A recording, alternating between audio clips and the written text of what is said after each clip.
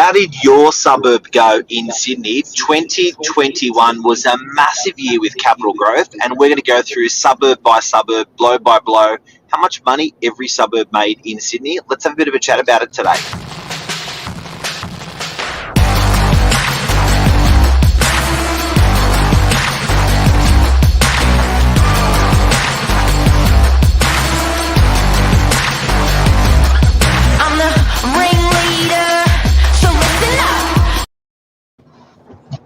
Good morning, Mr. Novak.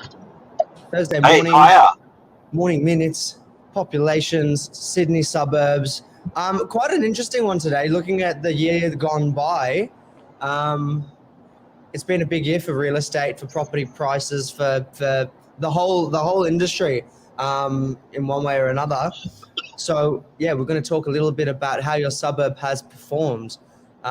Mark, anything you wanted to help us open up? If you've got any suburbs, guys and girls, you want us to cover today, just tell us on the comments. That's got to be on the Novak Facebook channel, and in that, tell us what suburb you want us to comment on. We're going to give you the real life data on that suburb. But James, what a lot of people don't know is this is the highest 12-month growth that we've had in almost 30 years. The highest 12 months growth in 30 years in property. That's a lot of wealth built into people's pockets. Massive amount of money. Yeah, well, that's right, and just the equity shift, and the sheer amount that any property owners have had the luxury of gaining over the last 12 months. Luke Moroney buy everywhere. Yep. Luke is damn consistent. You got to give it to him. Hey. Love Luke. Look, it's been interesting. It's been a roller coaster for real estate, for property, for vendors, for landlords. Why don't we just get stuck into it? We're DY based on the Northern Beaches. What do they say, Mark? Every 7 to 10 years, but typically 10 years that your property prices would, in theory, on paper, should double. We've looked at some incredible growth over the last year across the beaches in particular. So I think one thing worth noting is that for our LGA, I suppose you'd call it now, the Northern Beaches has performed as one of the strongest in the country. So we've been witnessing this like unseen growth firsthand here on the beaches, and it's not just been the odd couple of suburbs. It's been absolutely everything. We're a bit spoiled. So Luke's asked about Parramatta units. There you go. It's funny that Luke said Parramatta after that this morning. So Parramatta has done 63% in 10 years. So if you bought a unit for, I'm just going to use $1 million as an example, because that's round and it's easy for me to do in my head. If you gave me $1 million to buy a unit for you in Parramatta, would buy a unit for you in Parramatta, sell it 10 years later, give you your $1 million back plus $630,000. So it's gone up 63% in 10 years. Next suburb. So let's go with something that's nearby. Why don't we talk about something like a Narrowena, something that's gone a little bit under the radar over the years, and then it's just exploded this year. Narrowena is just on the periphery of DY, Beacon Hill, these sorts of areas. Over the space of 1 year, Mark, what was your guess on increase for Narrowena houses? Let's stick to 10 years on everything. Let's one metric so we can go across everything. Let's do 10 years. 10 years, houses in Narrowena. Yep. 198.7%. So Jesus. It's just beyond belief. And there were points of the year where we were seeing these figures north of the 200s, and there are some suburbs that have.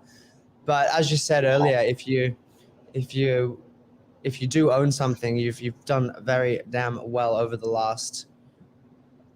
Is that Bondi Beach? So, no, that was Narrowena. But putting that into perspective, guys and girls, if you gave me $1 million, we're going to do Bondi Beach now, but if you gave me $1 million and said, buy me a house in Narrowena 10 years ago, I would have bought your house in Narrowena, and if we sold it today, I'd give you back your $1 million, and on top of that, I'd give you 1.98 million on top of the million. So that's like, yeah, when you put it that way, in terms of sheer capital growth, you're talking silly numbers. Bondi Beach, Mr. Maroney, houses over 10 years, 222%. Units over 10 years, 136%. So Bondi, again, eastern suburbs that have done extremely well through this lockdown period. But it's amazing to see that even the high-performing suburbs getting that unbelievable growth. I suppose it's probably worth comparing your Bondi Beach to your Manly. Just be careful on Bondi, because Bondi Beach is only a few hundred houses, whereas Bondi is a massive suburb. So let me just have a look at Bondi as well, because I don't want to throw those figures out. So the metric on 10 years, yeah, still the same. That's big. Bondi's had a big run. Well, the eastern suburbs, I've talked up the beaches a moment ago, but eastern suburbs probably has that slight extra element of prestige over the northern beaches, close to the city, and a few other factors. But it's just unbelievable to look at these now.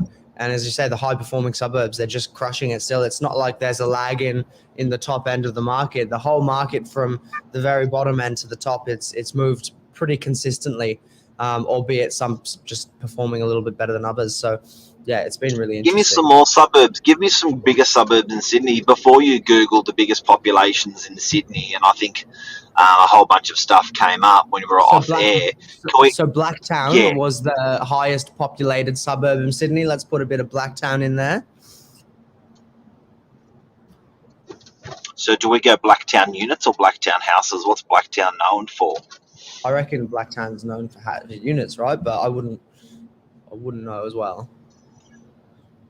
Okay, so guys and girls, Blacktown for houses, 147%. So if you gave me $1 million 10 years ago in Blacktown, I would give you your $1 million back, and then 1.47 on top of that. Yep, it's quite incredible. So let's go Katoomba. Katoomba. This is fun. And I think we're going to see a picture painted here. Katoomba would be known for houses, yeah? Oh, you think so, right? Yeah. What do you reckon?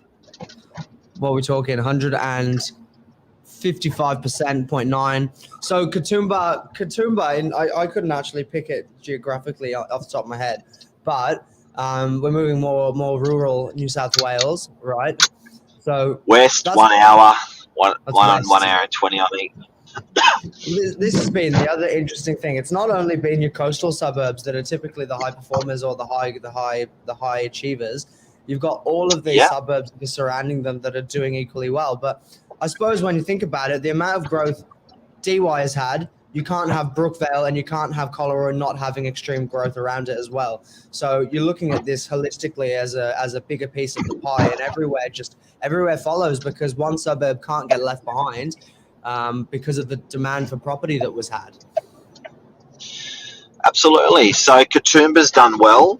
Now let's look at what's a western Sydney, like Fairfield. Why don't we go with a Ride, something like Ride. Now, when I think Ride, I think units. I think units too. Yeah, I think. Let's hit Ride units.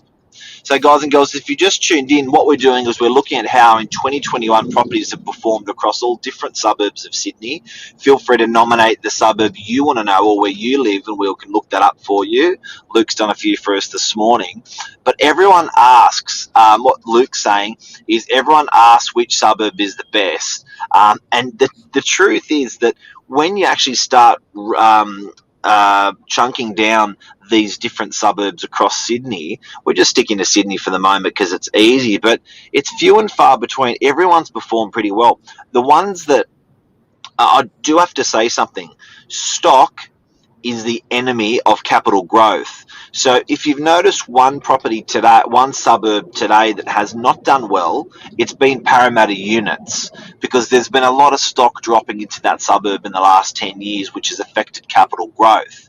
But most of the suburbs we looked at this morning have not had a lot of stock drop into them. There's not a lot of suburbs in Sydney that have had a lot of stock drop into them, by the way. But if they haven't had a lot of stock drop into them, there's been great capital growth. People have generally more than doubled their money in the last 10 years from what we've seen so far. What other ones you got for us? I was just going to grab up, so sort of going more towards the city, sort of like Annandale and those types of suburbs. As you're coming a little bit closer, like, oops, excuse me, I've got South Australia there, and then Dale, New South Wales. Over 10 years, 166%. That's probably where the average is lying at, isn't it? The mid 160s to 170s. Yeah. And then the really high performers have hit the 200% plus. But you're going to be pretty happy either way, aren't you? And before we go, has anyone got any other suburbs we can plug in? Have you got any on that Google, which was the population, where big populations of Sydney? No, it didn't really come up in that sort of format. So I'm thinking Norwest.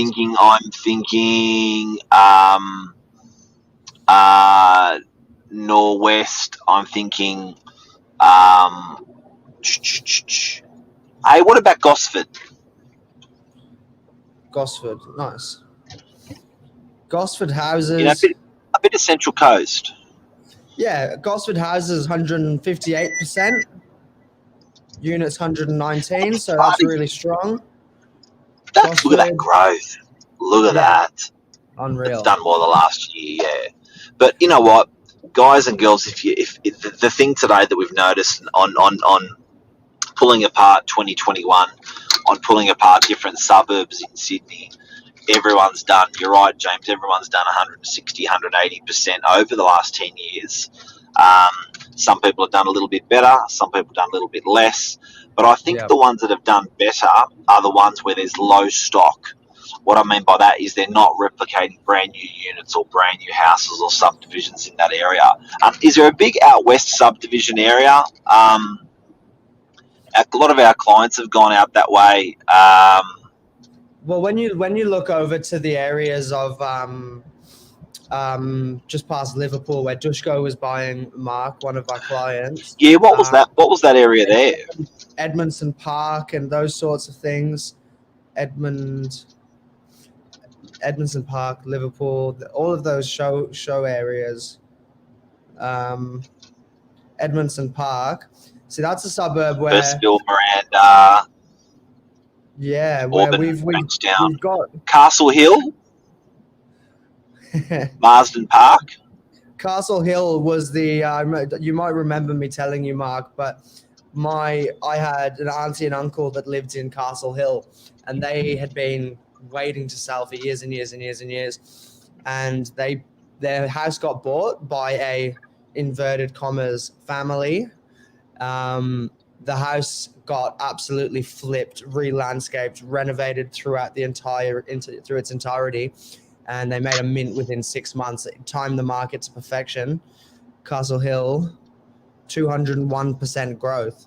And a reason why places like Castle Hill have done so well, there's still space around there. You've still got big plots of land. You've still got big family-orientated suburbs that are safe, that are quiet. They've got wide streets. You've got all of the services around you, your Westfields and everything. So there are these little silent suburbs that have just been sitting there dormant, and they've just exploded more than anything But because if you're, it's family living.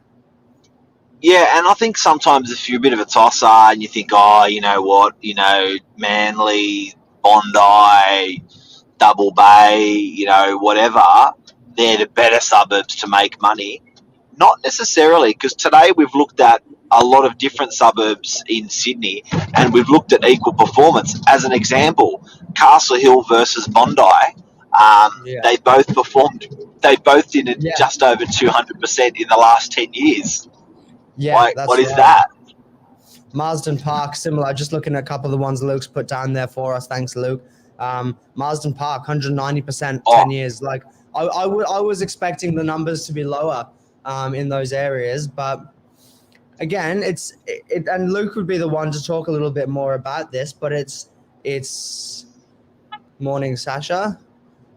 It's making investing in these suburbs accessible to more or less your everyday, Aussie mum and dad, where you can invest for a couple $100K instead of having to multi-million-dollar properties down, in the eastern suburbs and the northern beaches. So, there's great reward for anyone that's happy to move into this domain. And that's our 2021 wrap for some suburbs, guys. Congratulations to property owners, the people owned for the duration of 2021. You did really well. And what we've all missed is if it was your property that you lived in, you paid no capital gains tax for that growth that you just made money on. So some suburbs in the last year have gone up 40%. 30 or 40%, you potentially made 300,000, 600,000 on a property where you're living in. That means you're not attracting capital gains tax, because you live in that. That's an incredible investment. Yeah, I'm just going to quickly finish off Warriewood because I'm in Warriewood myself. For Sasha, Warriewood over 10 years, 187% for houses, 142% for units. So Sasha, if you're in Warriewood and you own something, you thumbs up, doing well. Mate, he is. To give you an idea, that's Warriewood. To give you an idea, guys and girls, you gave me $1 million 10 years ago and said, buy me a house in Warriewood. 10 years later, I sell the house for you in Warriewood. Based on these numbers, I'll give you your $1 million back, and then give you another $1.8 million back on top of that. Thank you very much. 180K a year. Nice. Yeah, that's right. Tax free. Yeah, but that's right. Anyway, all right. Thank you guys. Thanks for watching for the year. Luke, for everything over the year. Have a good one. Enjoy the day. Take care, everyone. See ya. Bye.